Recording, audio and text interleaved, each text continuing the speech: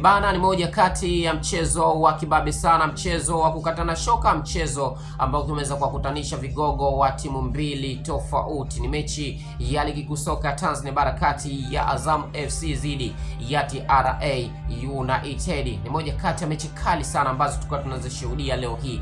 Basi mojawapo ni mechi hii ambapo Azam FC wana kumbukumbu ya kuchezea kichapo cha mabao mengi, ni 4-1 dhidi ya TRA United. Leo hii Azam FC watafanya nini? Wataweza kulipiza kisasi dhidi ya TRA United, na tunasubiria ukweli wote tutafahamu hasa mara baada ya dakika 90 zitakapoweza kutamatika. Na tukitazama kwa Azam FC, wao kama wao wakiwa na wachezaji wazuri wakuweza kuamua matokeo, lakini pia TRA United nao wakiwa na wachezaji wazuri wakuweza kuamua matokeo. Mara baada ya kuweza kushuhudia mechi ya awali kwa Azam FC, hii ni mechi ya pili ama ni wiki ya pili. Mechi ya kwanza Azam wakitoka sare na kuvuna alama moja.